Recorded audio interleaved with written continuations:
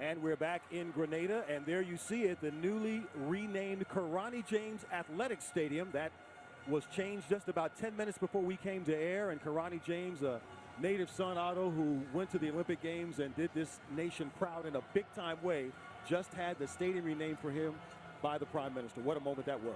And deservedly so. This is a young man who has won at every single level in this sport. He has been World Youth Champion, World Junior Champion, World Champion at age 18, and his Olympic title back in London, he was just 19. Right. So it seems like he's been here forever. It's because he started so young. And you saw the crowd there a second ago. Everybody is here. I mean, it's incredible. Sold out stadium here. They are all here to see Karani James, as well as these men who are now getting on the track.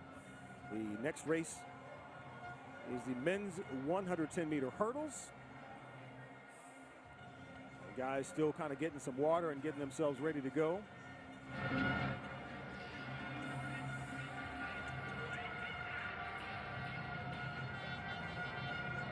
That's Ronald Forbes kind of collecting his thoughts from the Cayman Islands. And how big is it, Otto, for many of the Caribbean athletes, I keep saying Caribbean, who don't have to travel far to come to a huge beat like this? And let's face it, where in the world has better weather than right here this time of year? You know, if you're talking about the Northeast or some of the other states, the weather's not as good as it is here. It's probably 85 degrees Fahrenheit today. Nice evening for athletics. The wind may be just a little bit more than these hurdles would like. They don't like the wind behind them too much. There's GREGMAR Swift of Barbados. Now they begin the in-stadium introductions. We just saw Ronald Forbes in lane 2. That's Shane Brathwaite in 3. This is Andrew Riley of Jamaica in lane 4. 3-time Jamaican champion. Next to him is GREGMAR Swift of Barbados, 2015 World University Games champion. Lane 6 is Deuce Carter of Jamaica, 2016 Olympic semifinalist in this event. And then rounding out the field in lane 7 is Trey Holloway from the United States, 2016 MEAC and IC4A champion in this event. So the best personal best in this race would be lane 4, Andrew Riley of Jamaica. He was the Commonwealth Games champion back in 2014. He's also the 3-time Jamaican champion. Now, of course, Jamaica in Rio got the Olympic gold medal in the person of Omar McLeod after getting a bronze back in 2012. Now, you mentioned something a moment ago which is significant in the hurdles, and that is that there's a wind issue here. The wind is definitely blowing. I believe it's blowing from behind them, so it's blowing down the track toward the sea, which is to our right. And that can kind of mess with the steps of these hurdlers once they get into their full cadence and full speed. The last thing they want to do is rush up on a hurdle and be too close to it and hit it. That's right. So sprinters love any sort of tailwind, especially if not necessarily chasing a record. You guys? Right. The hurdlers hate it. In fact, I remember talking to Alan Johnson, the many-time world champion, Olympic champion back in 1996, and he said, we prefer a slight little headwind, actually, to keep us from running up, as you said, on those hurdles. So here we go, men's 110 hurdles. Riley in 4, Swift in 5, Deuce Carter of Jamaica in 6.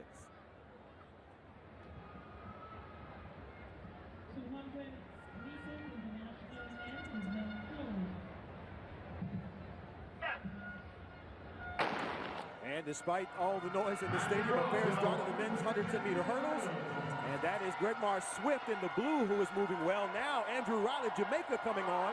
And then Shane Brathwaite is now moving up in the blue. And it's going to be a tight finish. Looks like Brathwaite in 3 may have gotten the win. Yep, that was Brathwaite. Pan Am bronze medalist back in 2015. And he didn't get the lead, Lewis, until later in the race. 13.43 is the flash time for Shane Brathwaite. Riley in second in 13.46, and Holloway quite a ways back in third in 13.66. So 13.42 officially for Brathwaite of Barbados. And so he really had a nice recovery because, again, he was not out in the lead. It was Swift who had gone well in lane 5, but then Riley came back and then Brathwaite came back. The world lead in this event is by O'Farrell of Cuba in 13.33. Let's go down to Alexis. Thanks so much, Ato. Well, we know Barbados has some top cricketers, but they also have some top hurdlers as well. Shane, congratulations. Feeling good about your run? Thank you, yes. It's my second race. ran the season's best, so I'm happy with it. Of course, and it was a bit windy. How did that affect you? It really didn't affect me. I was zoned in on being technical and just running my own race, so it really didn't bother me. Zoned in and got business done. That's exactly, and he's a very happy man here from Barbados. All right, Alexis, thank you very much. He is a happy man, and interesting to hear that the wind was not a problem in what we thought it was as we look back at the race. And again, on the right of your screen in the blue, that's going to make that move toward the end and come up from behind, third to second, and then gets the lead to win the second event of this year's first ever Grenada Invitational. Yeah, he benefited from a lot of mistakes in the middle by the gentleman to his right. But it's possible, Lewis, that we're feeling all this wind because we're a lot higher in the stadium. Down on the track, the fact that he said that lets me know that maybe the wind is not blowing quite as hard down there.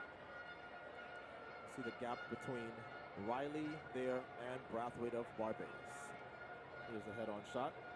Love the super slow-mo. You can really see the effort of the athletes in between and trying to negotiate those hurdles. Look at the focus there, right in the middle of the track. And at this point of the season, no hurdler is really sharp yet. So that's why I think we saw so many barriers being crashed and hurdlers looking uncomfortable. This is still very, very early in their season.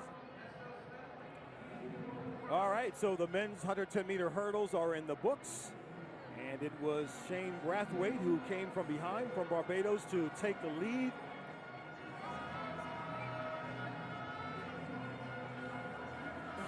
Ronnie James National Stadium sitting pretty, waiting for more action. And when we return, we'll have the women's B200 heat. All of that and more coming back from Grenada.